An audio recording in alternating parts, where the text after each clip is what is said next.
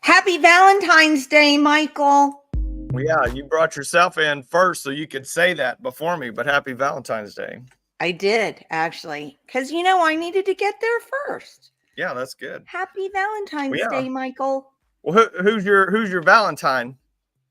Well, it's the man who gave me a fuzzy pink card that had big googly eyes that sang me a song about how much he loved me. My Valentine's the 1980s. What does that mean? Well, that's just that's I wish we had Julianne coming on today, because I love that's that was my heyday growing up. It was 1980s, but I love that. And I was just thinking about that this week, talking to my kids, and I was like, do you guys realize that, like, when I grew up, I wasn't being surveilled every single day, 24 hours a day. I was like, I watched TV. The TV didn't watch me. Yeah. I didn't have a phone. I didn't have a pager. I didn't have, a surveillance device on me every single day.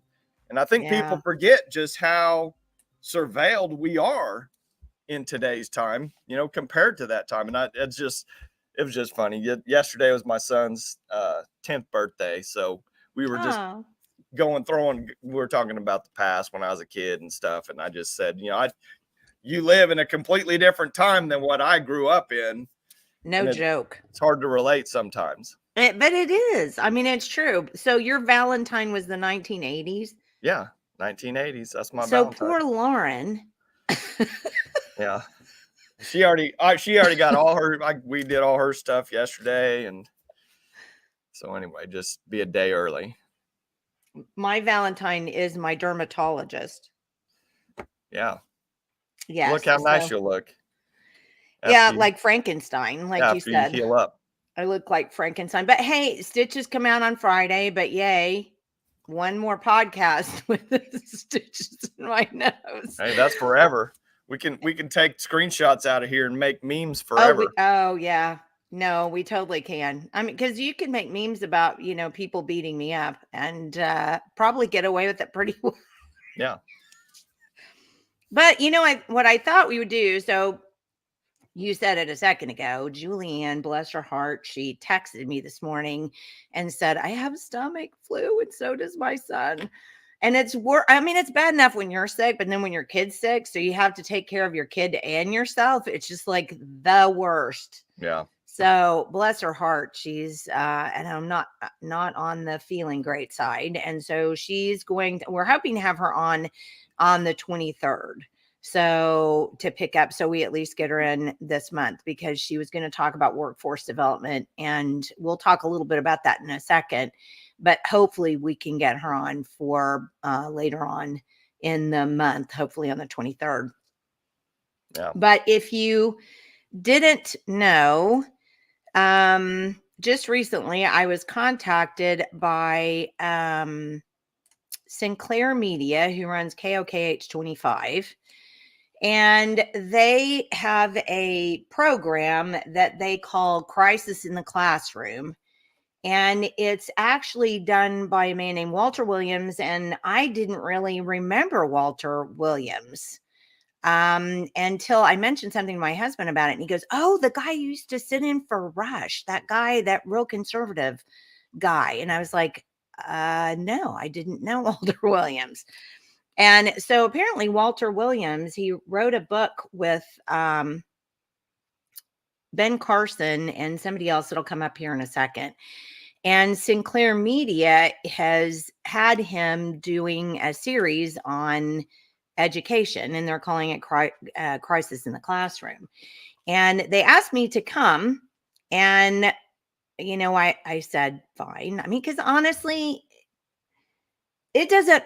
education isn't a liberal or conservative thing.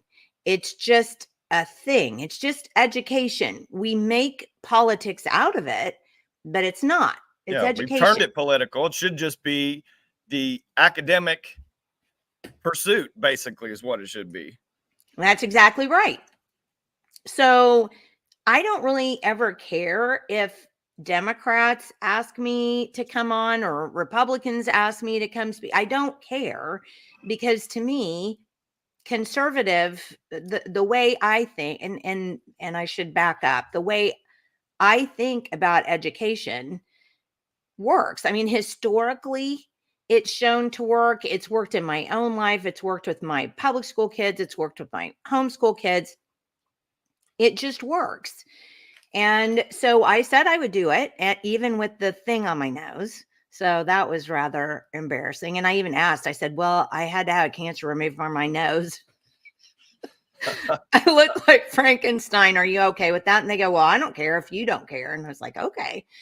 So yesterday, so this is who they had on yesterday. They had on a KOKH reporter who talked a little bit about the drag queen issue. Yeah. And then they had on Representative Mark McBride, and they had on our state superintendent, Superintendent Ryan Walters, and then me. And so I kind of was the anchor leg, I guess. I was the backside of it, and I was supposed to be talking about parents and parents' rights. And so basically, I thought it's not a huge long segment. If you didn't see it, you can find it. It's actually on KOKH's website. But I thought I'd play the part that, I did. And then we could talk about that just briefly and bring in some other things. So I'm going to pull that up right now. I have to come all the way over here and do this. Still ahead, a controversial appointment to the state's library review committee. Why many parents are upset. Our Crisis in the Classroom town hall continues in just a few minutes. Stay with us. Recently, I asked famed pediatric neurosurgeon Dr. Ben Carson and civil rights icon attorney Ben Crump to join me in writing a book about the failure of our national education systems. The book, Crisis in the Classroom, takes an honest look at what's wrong and how to repair. It's Armstrong Williams. Walter Williams is also a conservative commentator, but this is Armstrong Williams. Sorry. The problem and invest in our children. Please take the time to order this book and get involved for your children and grandchildren. Crisis in the Classroom. Get it wherever you buy your books today.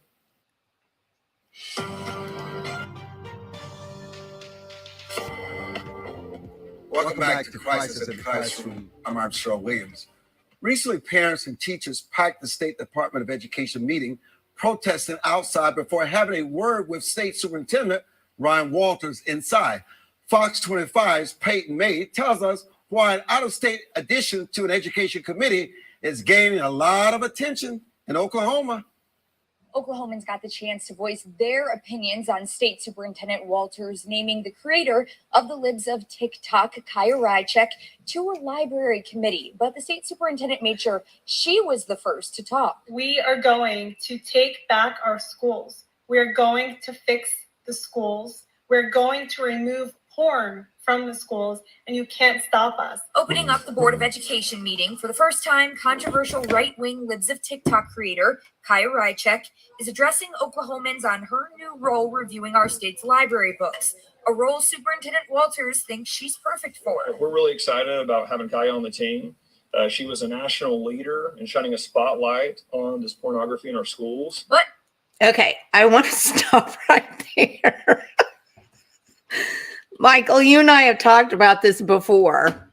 I don't care if she's a liberal or she's a conservative. She's not an Oklahoman. And the idea of putting this woman, and I paid attention to her. She's done good work. I'm not faulting that. But she's not an Oklahoman. And for our Secretary Walters to stand up and talk about how, she's been at the forefront of this library book controversy. I mean, honestly, I've been writing about disgusting library books in Oklahoma since 2008 and wrote an article in the Federalist in 2014 about the books that Edmund was using, including the Glass Castles. So to me, it's kind of a slap in the face if you want to know the truth. It's not like Ryan Walters doesn't know who I am or what I've done, but yet we're going to put the Libs of TikTok girl on there because of the fact that she's a national voice. Well, to me, all that does is just kind of poke people.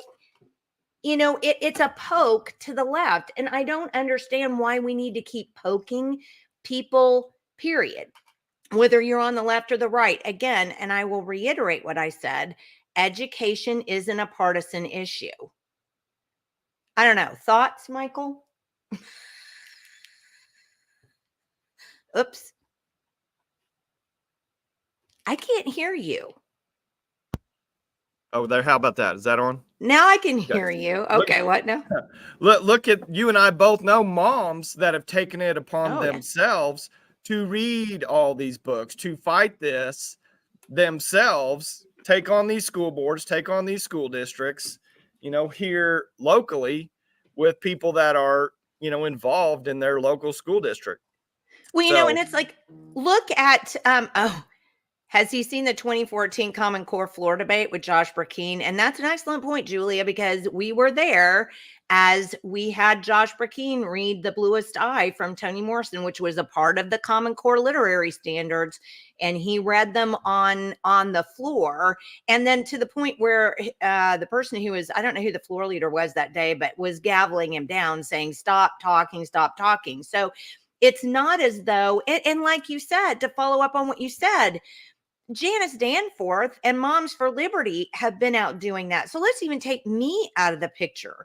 I mean, you've got these people, in there too. So again, I just think that this was probably, sorry, Ryan, but it's like one of the dumbest things ever. Well, I can see both sides. Okay. So you bring in, a big national person that's a social media person, you get more activation, you get more coverage because you have that celebrity, attached. I mean, unfortunately, in today's time, that's celebrity sales. That's what people, those are like the quote unquote experts. Forget, mom and dad that are actually out there doing the work and fighting that in the first place and exposing it. I mean, that's really where it's being exposed at the lowest level is mom and dad are saying, hey, look at I don't really agree with this book, but I agree, look at Julia, 100%. It's all for theater. And that's really what it comes down to. It's a way to just capture, media attention for 5 minutes and, to validate yourself with a larger, celebrity presence in one way or another. Yeah. Well, so that's, let's finish this package up. Not everyone agrees. Education advocate Sean Cummings spoke in public comment, voicing concerns. I almost laugh when I see Sean up there. Rychek's posts. Her behavior brought on bomb threats. How many of our schools? 2? How many days were they out? 6? You took somebody and threatened our children. Literally, you threatened our children. You have no plausible deniability if it happens again. Rychik took the opportunity to defend herself, responding on her social media account to my video of Sean Cummings, refuting the claims that she sparked bomb threats in Union Public Schools. Regardless, the concerns from many. Yeah, but I'm going to stop her there because no, it was never proved that that's what the bomb threats were over. And I completely, agree with, that just wasn't true. They were never able to determine what those were from. And, I don't agree with Sean Cummings, but I can't find his wife just died. I mean, she was a year older than I, and I actually worked with knew Kathy Cummings because when I was mayor of Luther, she was mayor of the village, and we ended up having to go to meetings together. And Kathy was always perfectly polite to me and nice. And so I really hate to get down on Sean Cummings because I do feel sorry for him losing his wife. That's a tragedy. But for him to say that just simply wasn't true. And that's one thing I don't like is hyperbole. It doesn't serve any purpose anywhere. I mean, on the right or on the left, it just doesn't serve a purpose. Hyperbole isn't needed, and that just wasn't true. Oklahomans remain. In Oklahoma City, Peyton May, Fox 25 News. State Superintendent Walters. I didn't see those people in the background screaming yesterday when I watched that. He did say they have already been meeting. Join. Hey, there's Jenny. Why would you go? Just stand there and scream. I mean, I just can't even conceive of it. Reminds me of the meme of that one lady, after Trump got elected. Yeah. I mean, on the ground. Really, honestly, I mean, in the world of reality, that just isn't. It's so stupid.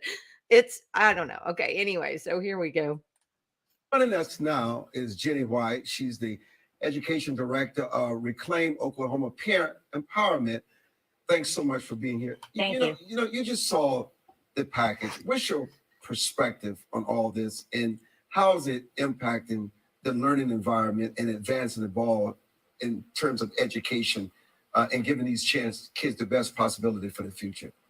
Well, I have to say, I was a public school teacher for many years. My mother taught public school for 23 years. And before she retired and I retired, we taught together at a charter school here in Oklahoma City and did that for 4 years. And part of the reason why we quit the teaching profession is because it came to the point where we were having trouble. Now, this was back in the 90s or late 90s, early 2000s. We were having trouble being able to teach in our classrooms without parents getting upset and then without the administration kind of backing us up. And that's part of the reason why we left. And then as I started having children of my own and we put them in public school, basically what I found was the opposite way. If we tried to be involved in what was going on, then we kind of got some pushback, or we got shut out, or we kind of got the stiff arm, and that was kind of bothersome for me. What are your thoughts on the indoctrination and what Representative Reed say, going one way this way, too far this way, and what is the balance? Well, the balance is nothing. So anything outside of math and history and science and social studies, that's all for parents in their home. And I'm really positive, having been a teacher, public school teacher, and I also homeschooled 3 or 4 of my kids, and then also a child of a neighbor who was a single parent.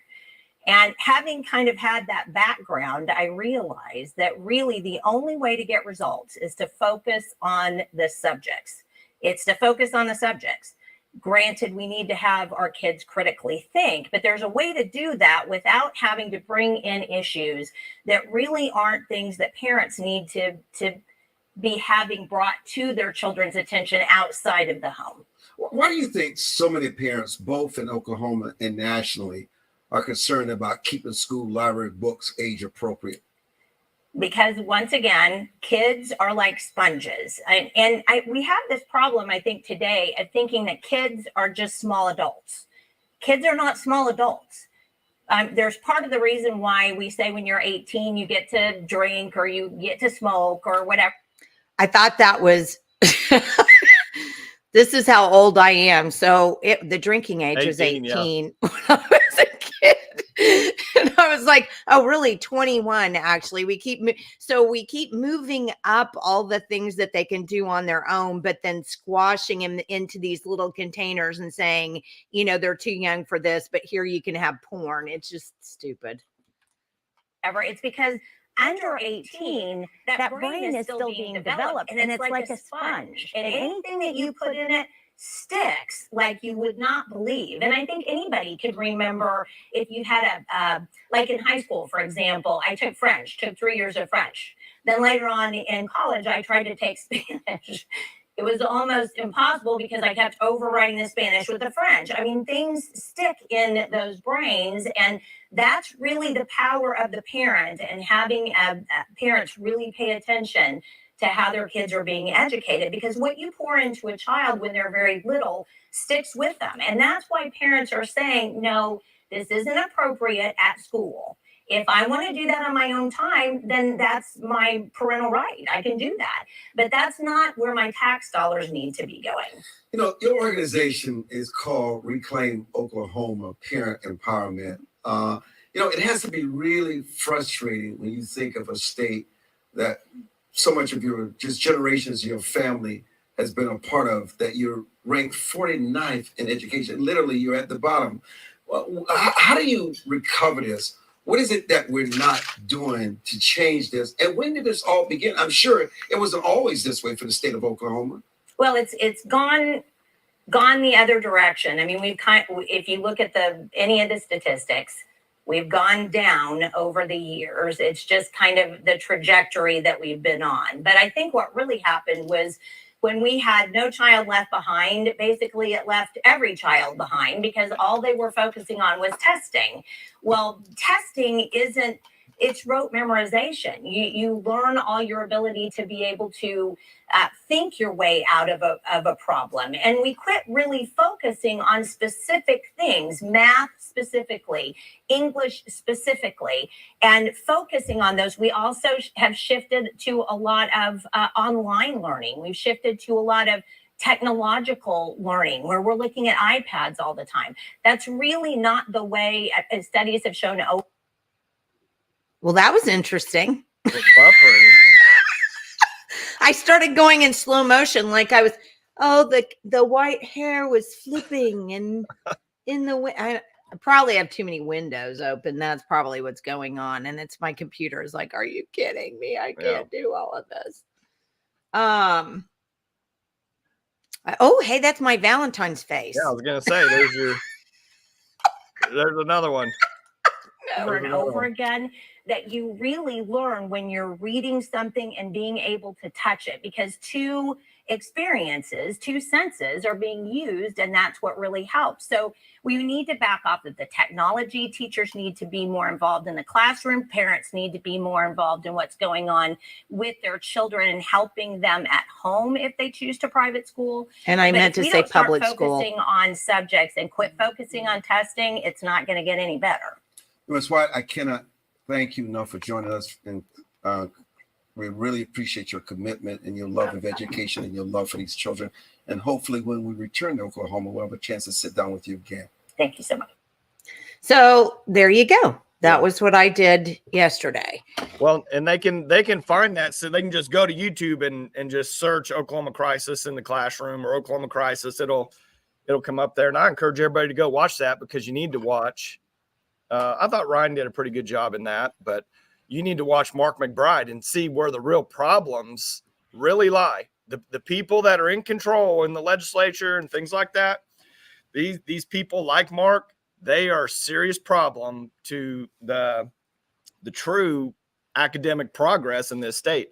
And I'll say something else, Jenni, just to kind of make an analogy out of this, because I think people don't understand just to me, and I try to teach this to my kids all the time. One of the most important lessons I try to teach them is, yes, things are basic in life. There's basic math, basic reading, writing, English, things like that. but it's the mastery of those basics. It's the actual mastering the basics is what makes you into that effective person, not just, you know, and I'll just put it in an analogy. That's a physical analogy. Okay. You've got two fighters. Okay. Two guys. You've got one guy that knows 1,000 punches, or we'll say 10,000 different punches. Okay. So this guy, he's like the everyday education test guy. You know, he hasn't mastered anything. Then you have one guy, the other guy that he's fighting. He only knows one punch. Okay. So you got one guy that knows 10,000 punches, and you got one guy that knows one punch. You know who wins that fight? Yeah. The guy that knows one punch. You know why? Because he's mastered that punch. That punch is so hard, so effective, so efficient. It's mastered. He's done that punch 10,000 times. And it's the same thing with anything else. When you just hammer just basic reading, basic math, basic writing, basic English, basic everything, when you get it to a mastery level, say coming out of primary education into the secondary, if you've mastered reading, guess what? You don't have 45% kids that are not proficient at grade level when you're in a school like Edmond, or 20% that are only proficient in Oklahoma City. You have 99% proficiency at grade level when you master those basics. Well, and I'll give you a really good example of what you're saying so that people who are watching can really understand that. My youngest son went through first grade in public school. We took him out after first grade, but he went through first grade in public school. And he would come home, and I would go through his, I was relentless about all the kids going through their backpacks, and we would sit down at the table and get their homework. They couldn't do anything until their homework was done, for the rest of the day. And he would sit down, and the very first thing that came home was single digit addition. So 5 plus 4, right? And we would do the worksheets on that, and he just wasn't getting it. And I was really frustrated, couldn't figure out, and we would work on it. He still wasn't getting it. He hadn't got it. And then in a week, now we were doing 2 addition digits. So 24 plus 58 equals. Well, my kid hadn't even gotten the 1 plus 1 equals 2 part before we went on to the other part. Then in a week, they went on to subtraction. They did that for a week. He was still lost because he was lost all the way back at word 1. Now, I will say that we found out he had dysgraphia, which is like dyslexia for math. He saw his numbers not backwards themselves. It's not like you saw a 9 backwards. But the whole numbers flipped, and he was never able to tell exactly where the number went in a line.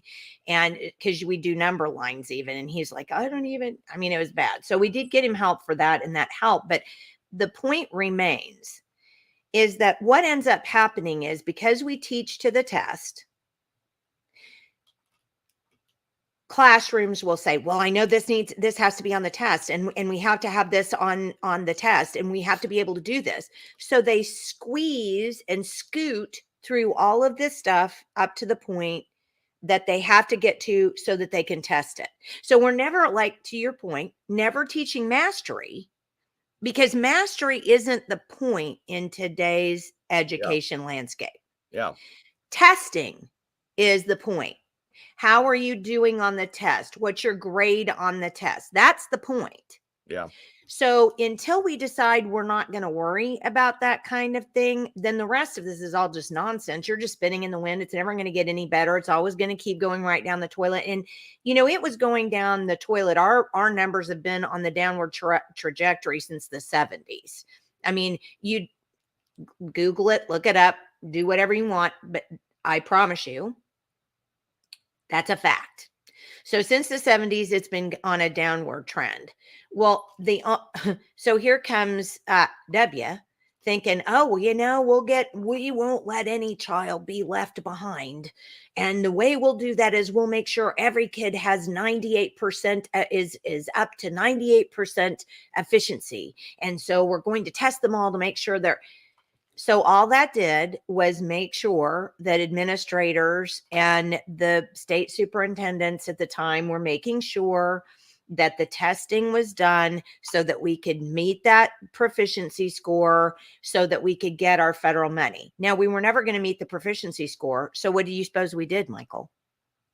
Well, I mean, if I was in that place and I need them to meet proficiency, I would start dropping the standards to just get the numbers to work. Oh, really? Do you suppose? So you wouldn't think... So everybody's on the up and up all the time. Nobody's going to cheat to get around a system, right? It's the dumbest thing, which is why you and I say over and over again, get the feds out of education. Get them out. That's number one. Then number two is stop thinking that a test is going to tell you where a child is. Yeah. Homeschools, for example, homeschoolers, and we've had people talk about this on the show before, are notoriously crummy at taking tests. Why? Because most of them have been indoctrinated in the Socratic method, which means I ask them why something's happening. I ask them questions. I don't just expect them to, rote memorize everything. And that's not the way tests work. Yeah. Well, and look, in real life, Jenny, how many tests do you face, every day? None. You have to just logically reason and think about every situation that you're in. You take what you've learned over here and you apply it over here. Well, if you've never actually learned something and all you did was memorize in order to get past a certain point, because that's literally all today. Even look at higher education. Okay.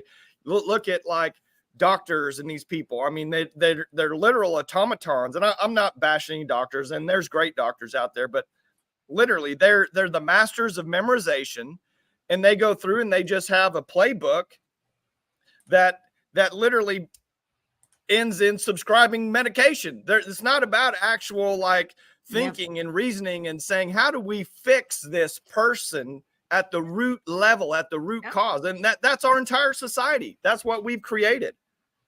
Yeah. I mean, it's absolutely true. And the sad thing is everybody wants the easy button, well, I want the easy button. And so it's easier because I fought with this with my kids. I mean, my goodness, don't believe homeschooling is the perfect. It's not. I fought with my kids constantly, because it's so much easier. Well, just let me memorize it. No, you don't get to memorize it. You have to talk to me about it. You have to explain it to me. You have to tell me why this is happening. But they would get, it was, but I just want to memorize it. No, you can't memorize it. I mean, it doesn't help anything. Well, look at today's digital age. I mean, these kids don't even really have to read. Like these larger books, they go on YouTube. There's some guy just reading the book or Audible or whatever. They're missing out on that critical piece of a physical book and creating the neural pathways in your brain. I mean, that's what makes, and you go back to like what you said, with the impressions of these kids. Well, there's a reason why they're implanting that type of material in their brain, because the way your neural pathways work and you add to them and it makes it more dense. Well, those other ones, unless they're actually broken, they stay there forever, and you create new ones, new connections on top of those old ones. So those old ones are always there at the base level of your thought process and that's why they do that. Yeah. It's 100% on purpose. Yeah. No, I mean, it absolutely is. But, it's, are we going to get rid of the feds or not? Are we going to teach kids the way that they're supposed to be taught? And there's a huge, I started the program saying education isn't political, and I don't want to talk about it in that arena.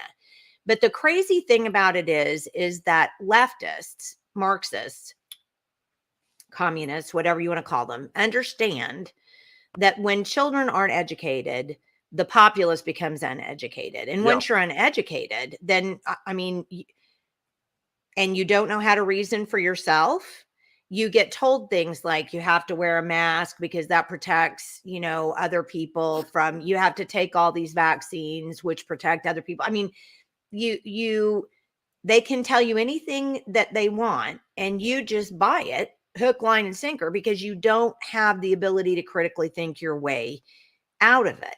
And it's even sad today. I mean, I remember I was mayor actually during the pandemic, and I was an epidemiologist. I mean, for 2 years, I was a state epidemiologist and at the State Department of Health. And I knew a little bit about, and that's the bottom line, is what Julia said. You become slaves because you just don't know, any different. But I actually knew a little bit about what I was talking about because I had epidemiology and worked in it. And I would try to explain things to people about what was going on with the numbers and why we were seeing this and people just wouldn't even hear it. Yeah. Because they had to think their way through it and they didn't want to do that. But the TV is telling me, and that's why it's become a partisan issue, because the left wants you to be a slave. The world string pullers want you to be a slave. And the easiest way to do that is make you stupid, make you completely dumb. So you just buy everything hook, line, and sinker. And that's exactly it. And it's interesting because I don't know if I can pull this up because I have so many windows open. But Julia and I and Lynn used to go to an education policy conference in, and that's a fact. Yeah, 100%, Dana. Fact. We used to go to this educational policy conference in St. Louis, and every year in January. And I met a guy named, and I can't remember what his first name is, but his last name is Hartzler. And he had actually been the superintendent. I believe he was the superintendent in Oklahoma City Public Schools for a little bit, or he was the principal as one of the, I don't remember exactly what he was. You can look him up on our YouTube channel though. Because we have a video of him talking about how he took math. He went all the way back to the basics. And when the kids would come into the classroom, they were forced to do a timed addition sheet, a timed subtraction sheet, a timed multiplication sheet, and a timed division sheet. And for the kids who didn't get them primarily right, they were filtered back into another course, and then they were worked with harder until they could get those mastered, develop mastery in those. And then the other kids would go on. Well, math scores started rising because of this particular issue. But what the left wants you to do is say, well, you're treating that's hurting those kids' feelings that they're not doing well and you're having to put them someplace else. That's horrible. You're ruining them. No, you are ruining them by making it some kind of an emotional nonsense game. That's what you're doing. You are ruining these kids by saying that. The best thing you can do for those kids is say, hey, bud, we're not quite at level. Let's take you over here. Let's keep working and working at it until we can get it up. And if we would develop mastery that way, reading,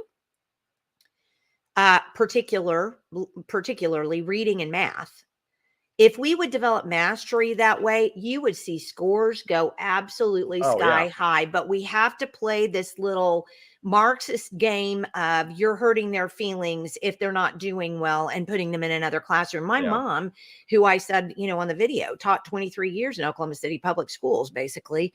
She used to teach gifted and talented programs. Do you know how many of those are left? One here and there, maybe. Yeah. Because the leftists made us believe that it was mean to take those kids who were doing well and put them in another course. Really? So that, oh yes, that was exactly what the talking point was. You can go back and look in just Google, we're treating these people terribly, these kids terribly. It's ruining their self-esteem by they can't reach that. They're not in that. And it's the dumbest thing that has no, here's how you ruin a kid's self-esteem. Do you want to know how you ruin a kid's self-esteem? Here's how. Oh, it's okay, baby. I know that you don't know how to do 5 + 5 is 10, but I don't want to hurt your feelings. So Uh-oh. Jenni's pausing. We'll give her here a couple seconds. how do they get a job? All right. Hang on, Jenni. You froze on the screen. I know, because I've got so many screens up. In a fantastic pause that I will use for future memes. That always seems to happen. It always works that way. Well, just, look back all through time. Go back to like Rockefeller Sr. He says competition is a sin. The educated, the highly educated, the powerful, the elite, the globalists, whatever you want to call them, they don't want the everyday person having that rational thought, rational thinking. And I don't care what people say. They can say whatever they want to say about me or my thoughts, but this is 100% disempowerment. This whole victimization, it's all about disempowerment.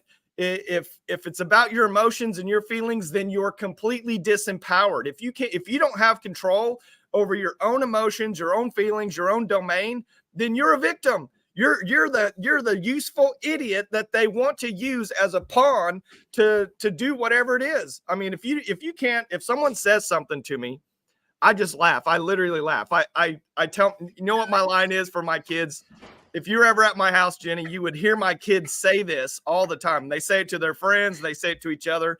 When someone like gets in their face or says something to them or demeans them or calls them something, they say, tell me more.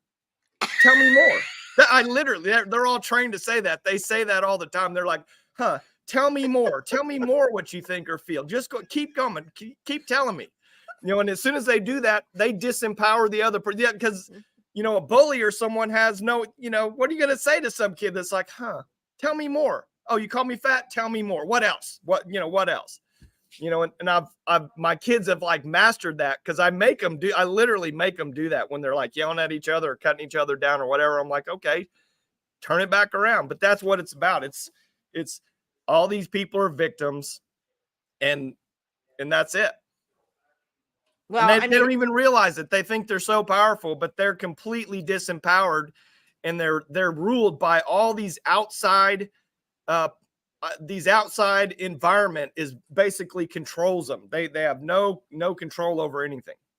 Well, and I think the other problem that we have too is because of the fact that society has been indoctrinated into this easy button way of life. Yeah. We have parents who literally are more concerned about what's going on with them than what they're doing about their kids. And Julia and I were on, we had Sam Sorbo come on and do an interview with us one time. And she said something that Julie and I were we were like, no, that's the best thing ever. She said, you don't look at things as a,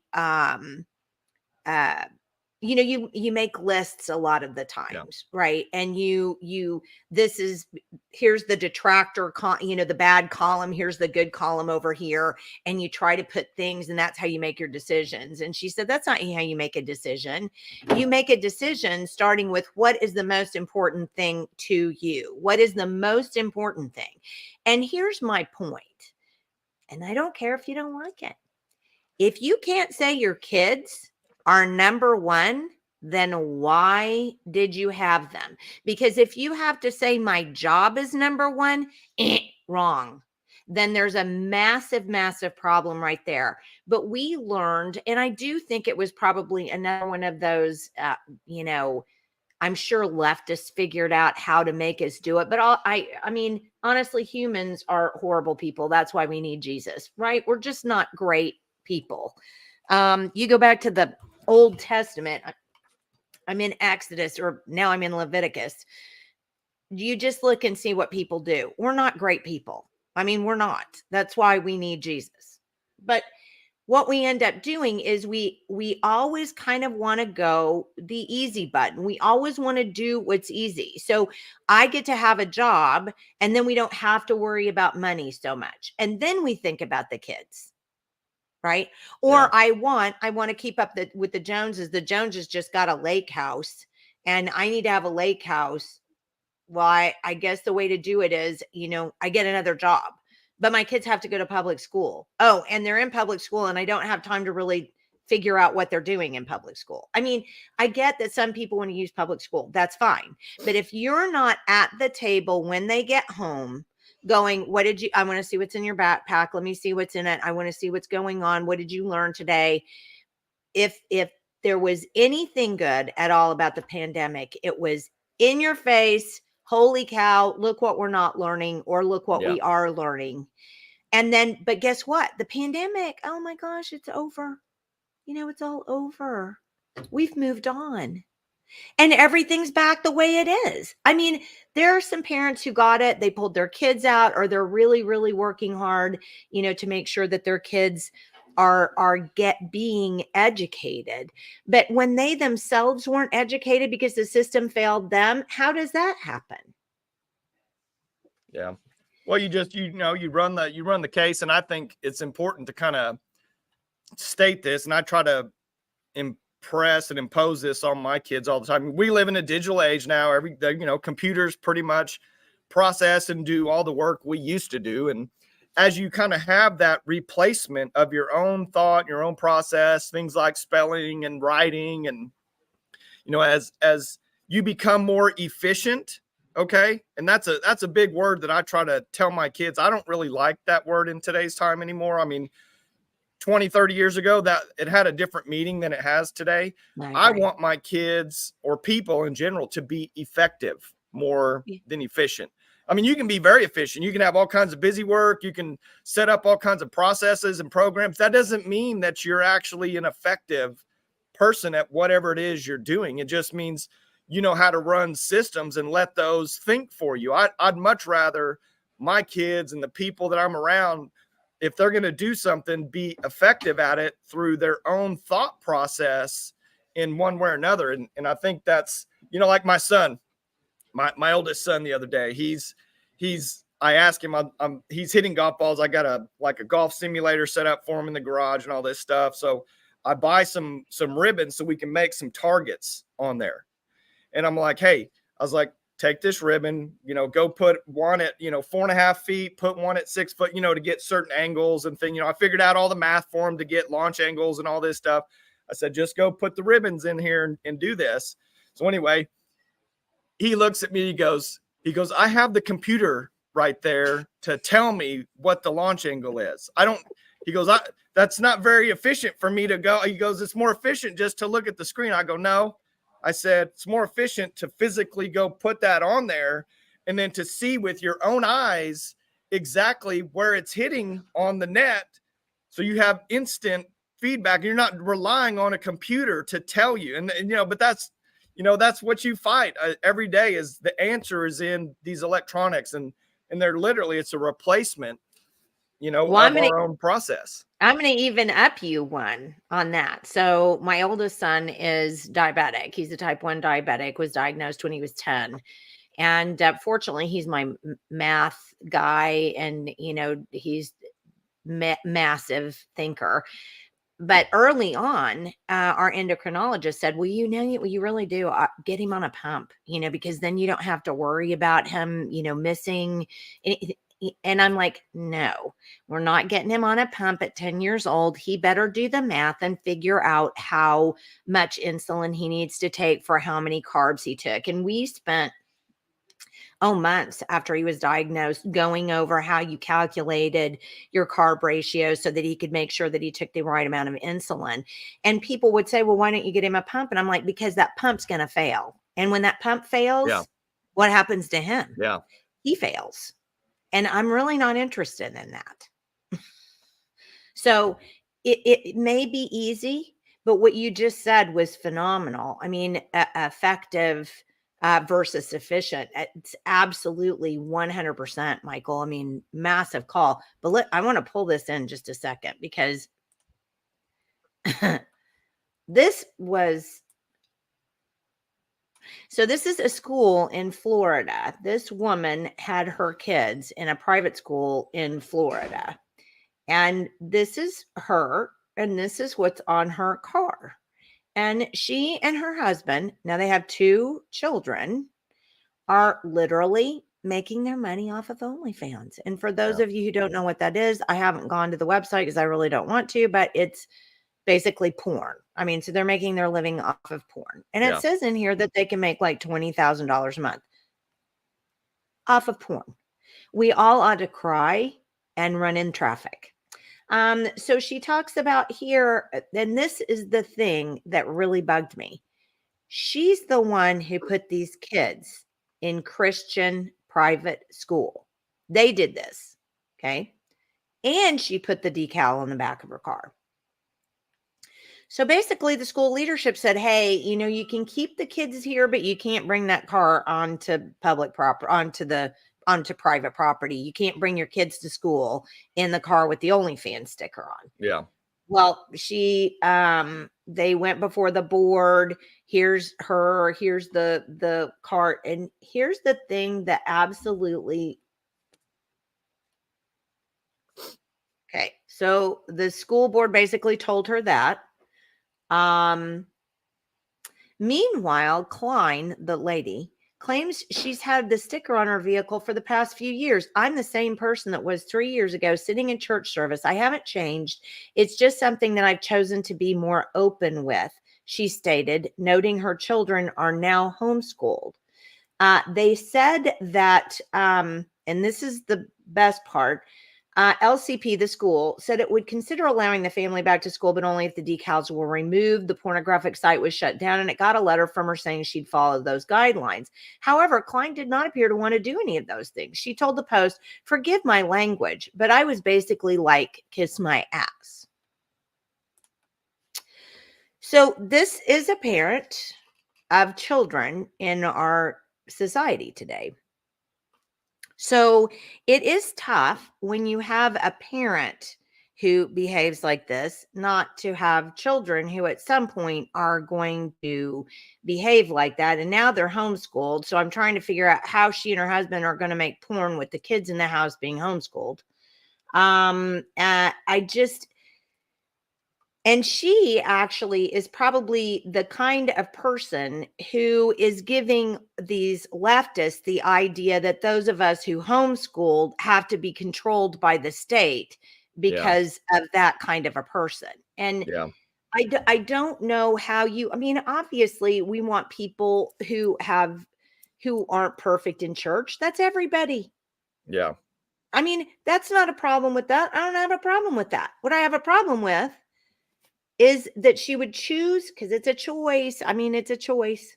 And people tell me all the time, well, but you get it, blah, blah, blah. And there's some kind of, it is a choice. I mean, pants come off, but they also stay on. Yeah. They don't just remove themselves automatically or by themselves. This goes back to the entire disempowerment campaign out there. This woman, and I'm not going to say everybody that goes to church is perfect. And, like you said, church should be for everybody, to have, their spiritual, connection. But if this woman derived her happiness, I mean, okay, right now she's deriving her happiness from the money, from all the fame, from the sexual gratification, from the putting it out, to everybody. That's where she's deriving her happiness, who she is as a person. If she was a truly happy person, she wouldn't need all that stuff. If she derived her happiness from a connection, a spiritual connection with something outside the material, she wouldn't need that. Yeah, with Jesus, she wouldn't need all that stuff. That's the whole point here. The point is that's our society worships the material at all levels. And I mean, and I'm not dogging anybody that has a nice car, a nice house, or this or that, but where is your happiness coming from? Where is your true feeling of worth and good and empowerment coming from? Is it coming from all these outside forces, or is it coming from inside, with your own connection? Well, and again, if you want to do something like that, then you do that, but don't bring kids into that. Yeah. And don't tell me that, my kids are sheltered from that or whatever. They obviously aren't. So, it's a sad thing to say, because I want parents to have control over their children. And I think it was what Julia said, if we had a free market, these people, would pay the price organically. And I kind of think there is quite a bit to that, because but we don't. I mean, okay. Before I go any further, I do want to bring up, the legislature has opened. I had a couple of tabs that I had up that I had to shut down. I don't know if I can bring them up now, but one of them that I wanted to pull in, we've got a lot of bills right now. And I really suggest you pay attention to these, just because even if you were just to read the list of, let me see if I can pull one up so people can see what I'm talking about.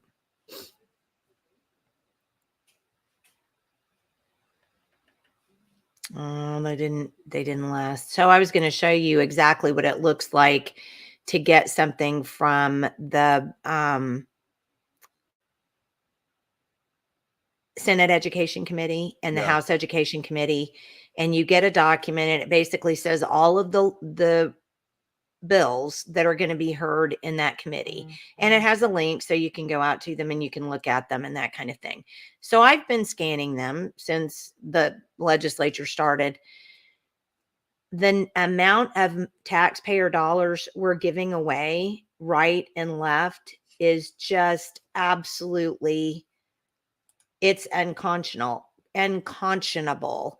And one of them was this particular one. I'm going to pull this one in because I think everybody might be interested in this. So here you go. Yeah. Multiple Oklahoma bills seek to bring free menstrual products to schools. Yeah.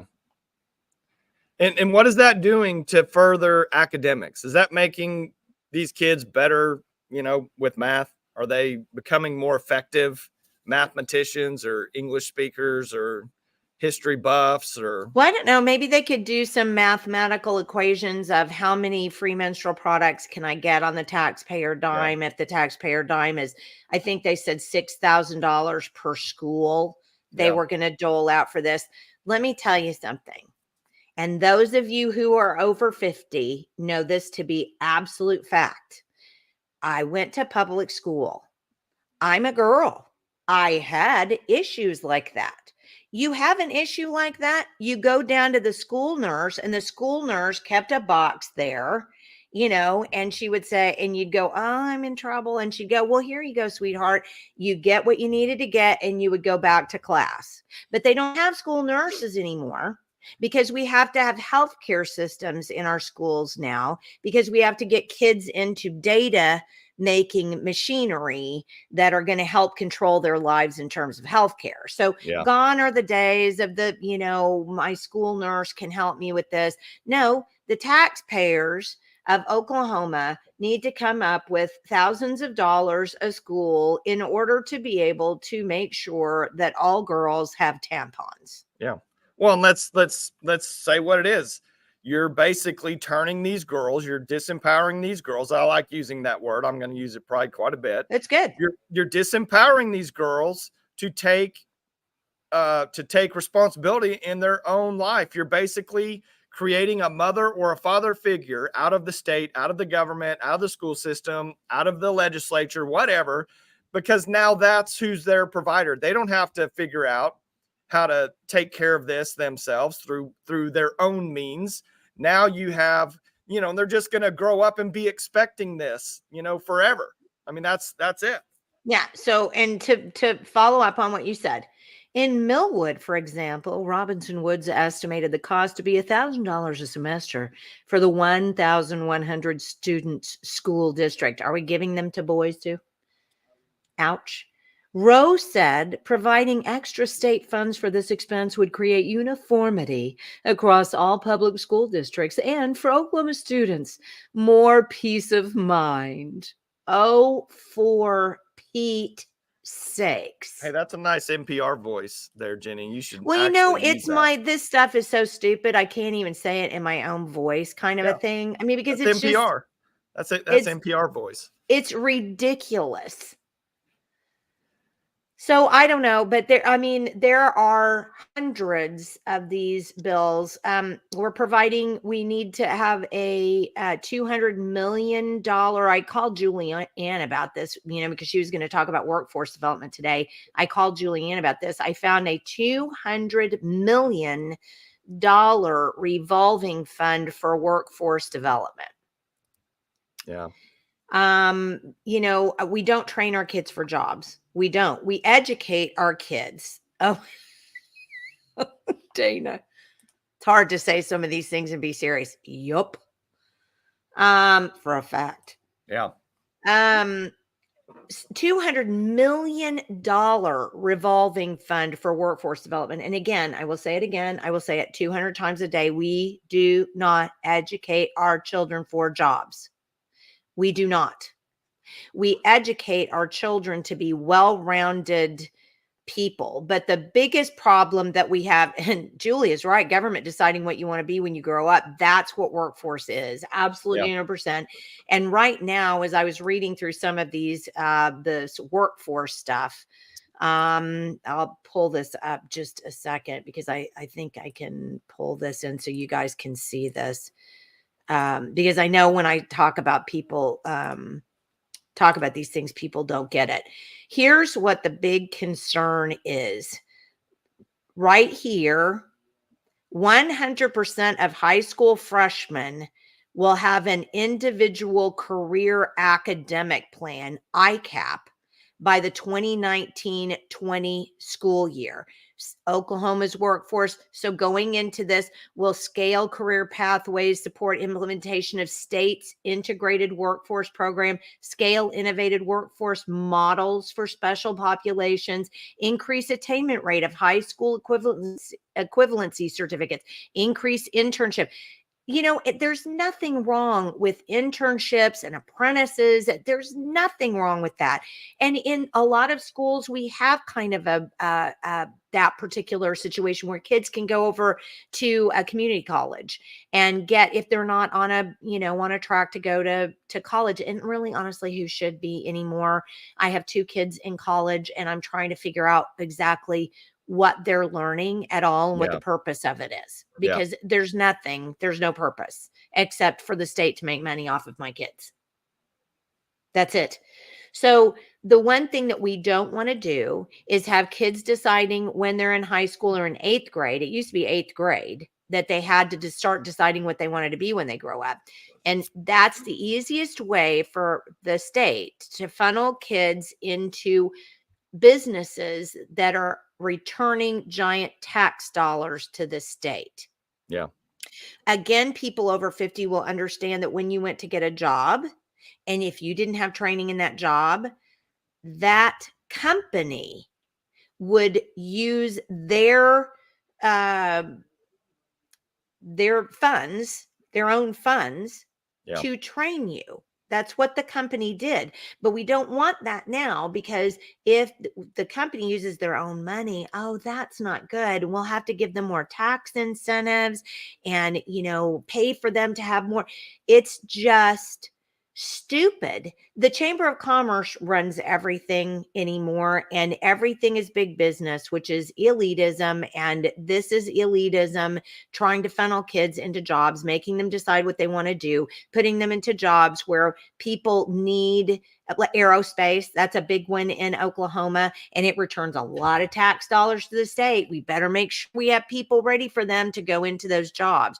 So there are a lot of good things about workforce development. They're doing some things with exactly the way it should be. Then the business has an investment in the person learning. That's exactly right. Yeah.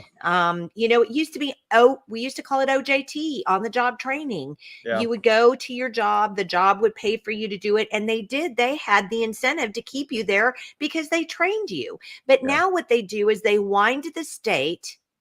They whine to the state and say, we can't keep employees. They keep running off and we need help with that. Can you give us a tax incentive? It's ridiculous. And we're like, well, we need the tax dollars, so we better give them a tax incentive. At what point is it a net zero?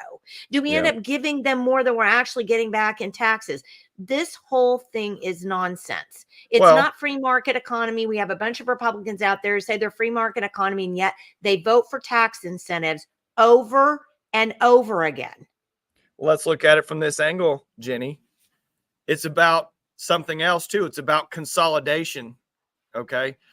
You rewind 30, 40, 50 years, all the businesses were mom and pop. You had 10,000 different independent newspapers. Now you have like 5 or 6 that own them all. Yeah. And the same thing with the banking system, the same thing with big business, the same thing with big agriculture. You don't have all these thousands and thousands, tens of thousands of independent farmers anymore. Now you have conglomerated farms. You have corporate that are farms owned for commercial, 100% commercial purposes, supplied by these massive chemical companies in one way or another. It doesn't matter what part of this society you go into, it's the same no matter where it is, whether it's in business, finance, education, whatever, however you want to spell it out.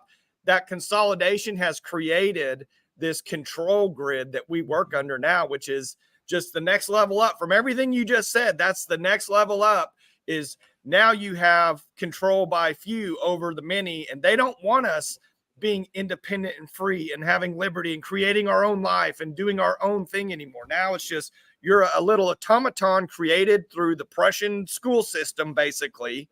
And now you're just an employee, and you're going to be an employee, and you're going to follow every single letter of the law that we say, and we make the law. And that's how it is. That's today's society. But it's, 100%. But we're doing it to ourselves. Yeah, we are, but we don't know any better. I'm telling you, Jenni, and it, they got into the school system. They changed how the school system educated kids. And now all those parents from 10 and 20 and 30 years ago, they don't know any different.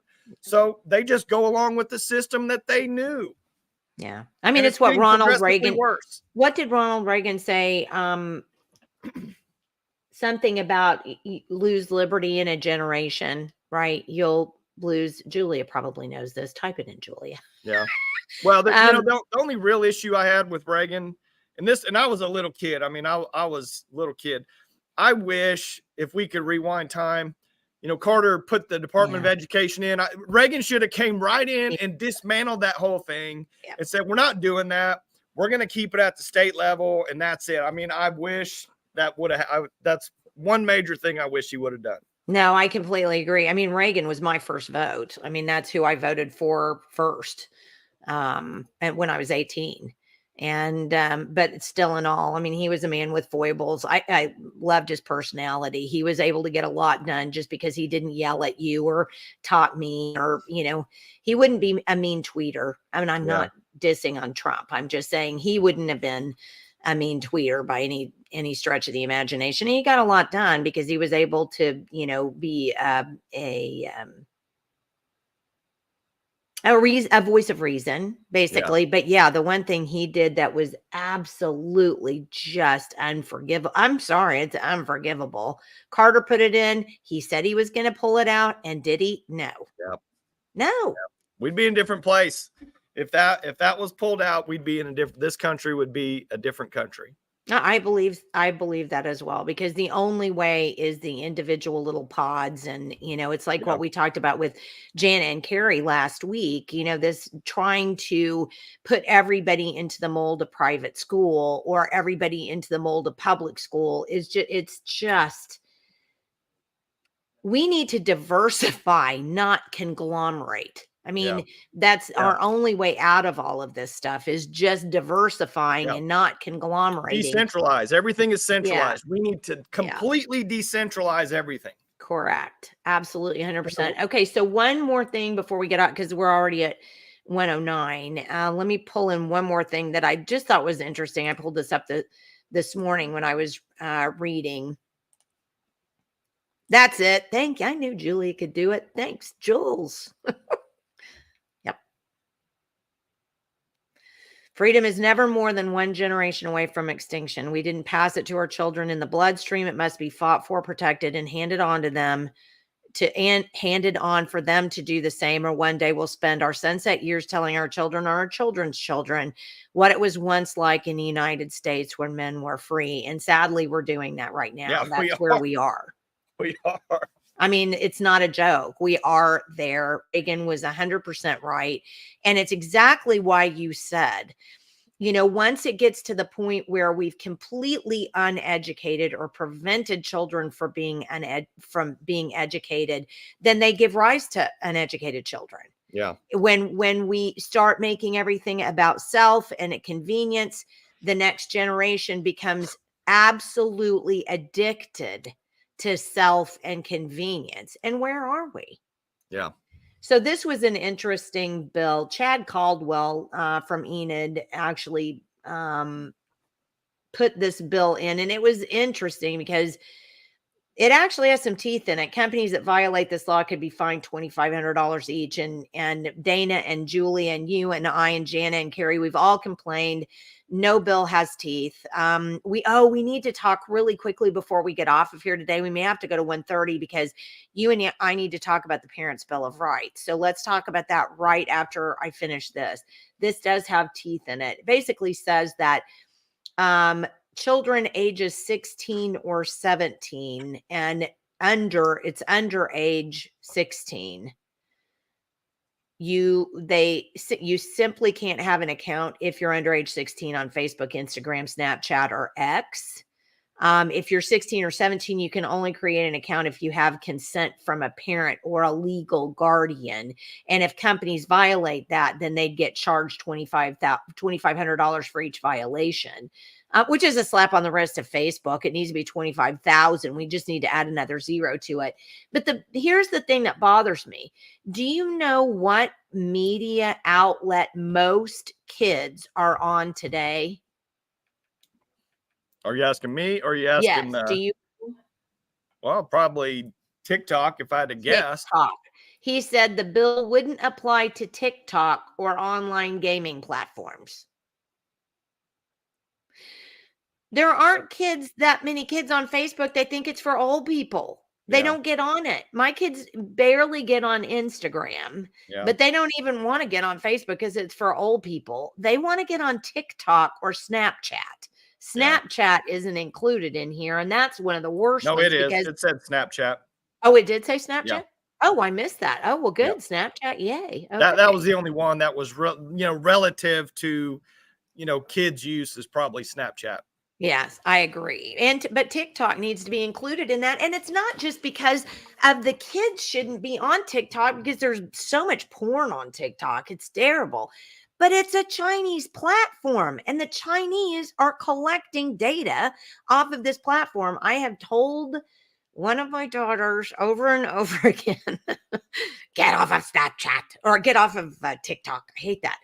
So tell us about a parent that, so once again, not really a bill. Yeah.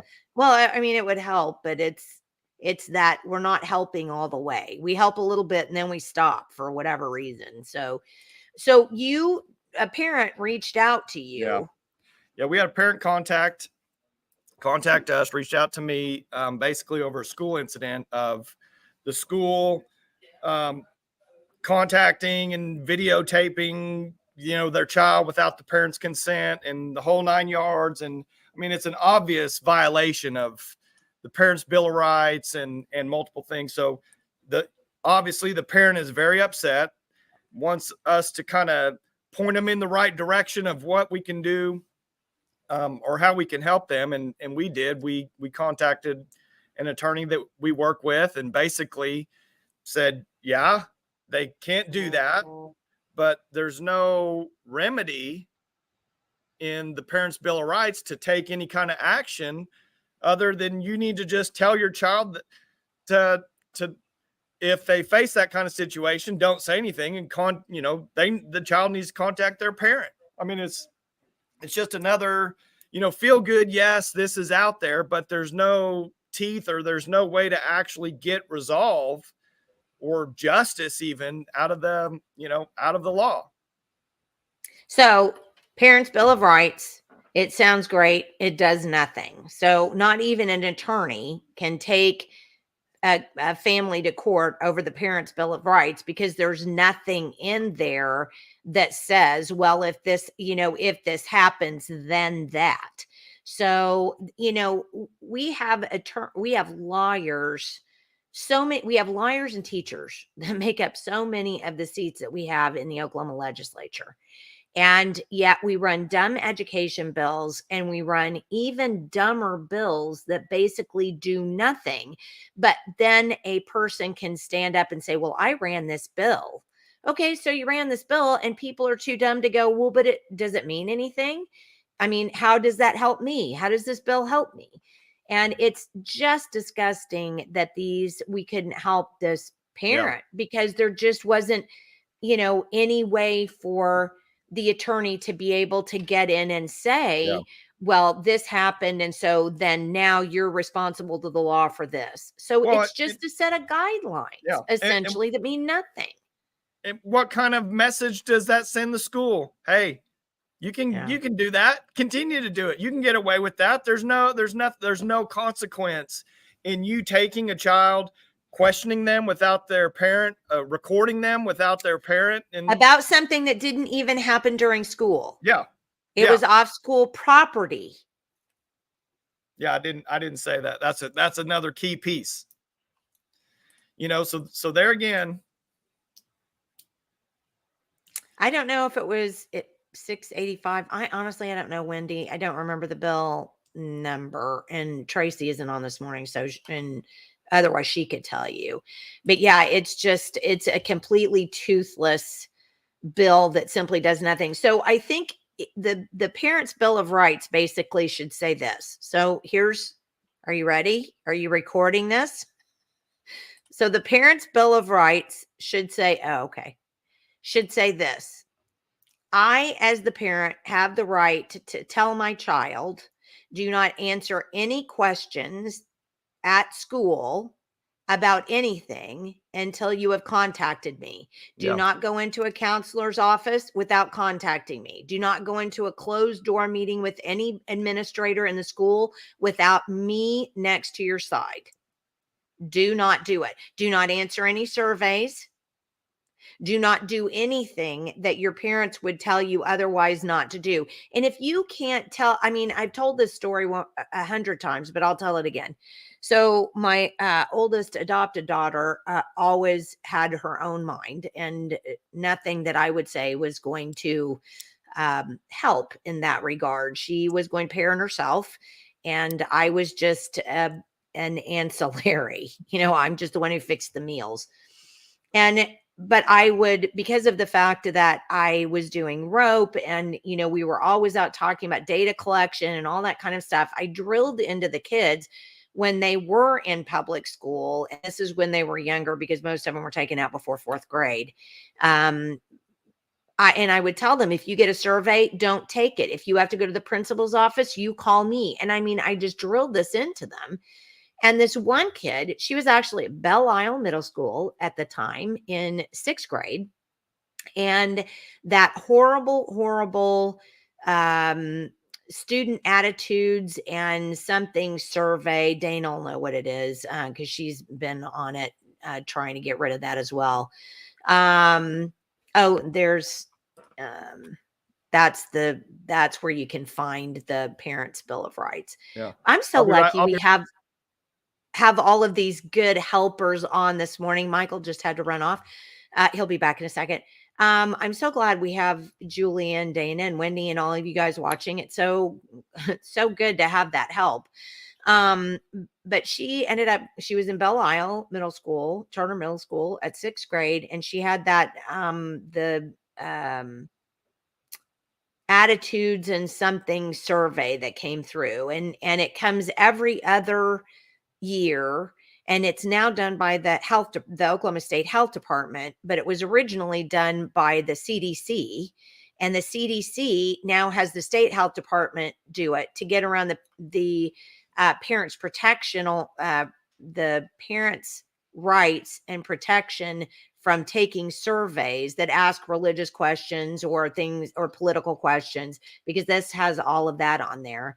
And they couldn't do it federally, so they moved it to the state health department. The state health department gives it out now every couple of years to kids, and it's just full of the most gross and disgusting stuff. And so I told the kids, I said, do not take any surveys that come out. Do not go into any classroom or any office and be interrogated or anything without me being there. And so, son of a gun, one day this kid walked in and she goes, "Hey, Mom, guess what happened today?" And with her, I mean, it could be anything. So I was like, "What happened?" And she said, "I got one of those surveys." And I said, "Are you kidding me?" And she goes, "No, I put it face down on the desk, just like you told me to. And I told the teacher that my mom said I couldn't take it." There you go. And I was like, I got through to her on one thing. But that's exactly what you have to do. And that's exactly, I mean, I think I have on my, I do have on my, what does my shirt say? Well, I will not comply. There we go. I will not comply. I'm backwards, but it says I will not comply. We're so nice, and we just feel like, well, but we need to be nice and do what they ask us to do. They're the fill in the blank, right? They're the experts. Yeah. No, quit complying. Yeah. I'm here to tell you, stop complying. Yeah. You know what I need to do? I need to get that 1980s Apple commercial, where the girl's running through, she's got a hammer, she's running through the crowd. It's like a dystopian future. And then she swings the hammer and throws it, and it hits like the big screen of Big Brother. And then, it's like Apple computer, breakthrough, whatever. I need to get that commercial and then transpose your head on that girl's body, running down there, with the hammer and then have like the screen is like education, current education, whatever. That would be funny. Yeah. Well, hey, I've got to make some clips today. So maybe I ought to think about that. Hey there. And I was going to tell Wendy, it was Senate Bill 658. That was the masking and vaccine passport bill.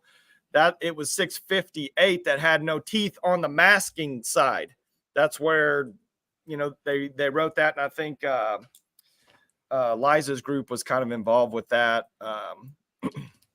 But ultimately there was nothing they could do about the masking side. And there was lawsuits filed, and then they appealed, and the other side won because there was no remedy there. Yeah. And that's, again, that's the problem. So, I can't, Wendy says I was close. You were, you were close. Just a little transposition of numbers there. All right. I think we're done for the morning. I mean, we managed to make a whole show for an hour and a half when, our guest was at home sick, bless her heart. So is there anything else you can think of? No, I think we just need to stay the course, and hopefully we can read it. Yeah. Or don't stay the course, don't comply. I mean, I'm right there 100%. I mean, I never wore a mask. The only day that I ever wore a mask, Jenny, one time when we went to court over our lawsuit at Edmond Schools, Judge Andrews said, if you're in that courtroom, you have to wear a mask. And a couple guys went crazy, and they actually kicked him out of the courtroom. But I had to be in that courtroom because I was kind of the person coordinating all of our witnesses, and I had to be in there. So that was the only day that I ever wore a mask. I loved it. We'd go to the store with the kids, and people would come up to me and go crazy on me. But I was like, hey, this is a free country. Yeah. Well, I remember one time having a conversation with a person, and this is exactly to my point. It's funny that you said that I would remember this. I was coming out of the liquor store. Sorry. Yeah, I was. And the guy where we used to go, oh, thank you, Jules. Yes. And Julianne, get better quickly. Absolutely. So I was coming out, or I was in the liquor store, and we used to go to this one liquor store during the pandemic because he wouldn't make us wear a mask. And we changed a lot of our habits. Yeah, you know, I did too. Yeah, because it's like, if you weren't going to make me wear a mask, you got my money. So we were in there, and a guy had a mask on, and he said, "Why aren't you wearing a mask?" And I said, "Because I don't believe in it. It doesn't work, and it's nonsense. And so I'm just not going to wear one." And he said, "Really?" And he pulls his mask down a little bit, and he was like, "You don't really have to wear one." And I said, "No, it's up to you. I mean, you decide to take the risk, whether I take the risk. I don't think it's worth anything. The statistics that I've seen, it doesn't mean anything. So I'm not using one. Use your own ability to think about it. Does it really make any sense if you can wear a mask or have to wear a mask into a restaurant, but then when you sit down, you can take the mask off? Where does the virus go then?" And I actually said this stuff to him, and you could see his brain kind of working through his eyes. And he was like, "Oh my God, do you actually mean," oh, that's good too. Yeah. "Do you actually mean that I have a choice not to wear this?" And I think that's probably, in a nutshell, and is a great story to sum up what this podcast has basically been about today, is if you're miseducated and you can't think for yourself, somebody will think for you. Yeah. And they want to. They want to think absolutely for do. you. So let's thank you so much to our remind people that we have a Patreon account. It's only $8 to start. If you want to help fund us, then please feel free to do so. I do know that so many of the gaming channels, these guys that run these gaming channels, are like millionaires. And then those of us who are actually trying to educate people are just slogging. Hey, that's how it goes. But thank you so much to everybody who does support us. We really do appreciate it, honestly, because it's not like this is free to do. The things that we use, like StreamYard, takes quite a bit of money. So we do appreciate that any help that we can get. So, Michael, do you and Lauren have plans for Valentine's Day? No, not yet. No? Nothing. Oklahoma County Sheriff refused to enforce mandates. Huh? Okay, good deal. Yeah. I didn't. All right. But if you don't know now, it's a little late. Well, we just do things vicariously.